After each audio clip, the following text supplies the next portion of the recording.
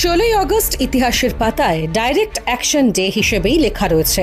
আর সেই উপলক্ষেই 16ই আগস্ট রবিবার বিবেক অগ্নিহোত্রী পরিচালিত দ্য বেঙ্গল ফাইলস সিনেমার স্ক্রিনিংয়ের আয়োজন করল ন্যাশনাল স্টুডেন্টস ফ্রন্ট। মমতা বন্দ্যোপাধ্যায়ের আমলে দ্য বেঙ্গল ফাইলসের স্ক্রিনিং নিয়ে কিন্তু কন্ট্রোভার্সি বা বিতর্ক খুব একটা কম হয়নি।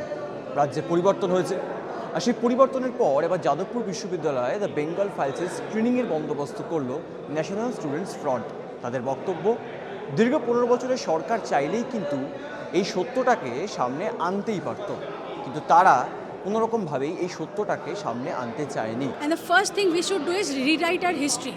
Like the propaganda that has been going on in our history books, ওটাকে আমাদেরকে ওয়াশ করতে হবে, যেটা আমাদের আসল হিস্ট্রি সেটাকে দেখাতে হবে। তো this is a very very small step in doing so, and I hope our future generations, my generation and everyone will proudly carry on this work. অন্যদিকে বাস্তব বিষয়কে প্রায় 50 বছর লুকিয়ে রাখা হয়েছিল বলেই মন্তব্য বিজেপি নেত্রী কেয়া ঘোষের।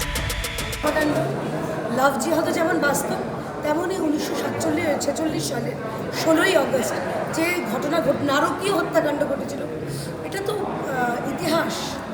এই ঘটনা তো বাস্তব। এই বাস্তবকে এতদিন প্রায় 50 দশক লুকিয়ে রাখা হয়েছিল, সামনে আসতে দেয়নি। আমি আয়োজকদের ধন্যবাদ জানাচ্ছি যে আজকের দিনেই সে সমস্ত যারা অনামী, যাদের মৃত্যু হয়েছিল শুধুমাত্র এবং শুধুমাত্র হিন্দু হওয়ার কারণে, তাদেরকে নিয়ে তাদেরকে উৎসর্গ করে এই সিনেমা দেখানোর যে সাহস আয়োজকরা দেখাতে পেরেছেন, এবং অবশ্যই নির্মাতা বিবেক অগ্নিহোত্রী, তাকেও ধন্যবাদ জানাতে চাই। আর সেই ডিরেক্ট অ্যাকশন ডে 16ই আগস্টে যে স্পেশাল স্ক্রিনিং চলছে যাদবপুর বিশ্ববিদ্যালয় দ্য বেঙ্গল ফাইলসে।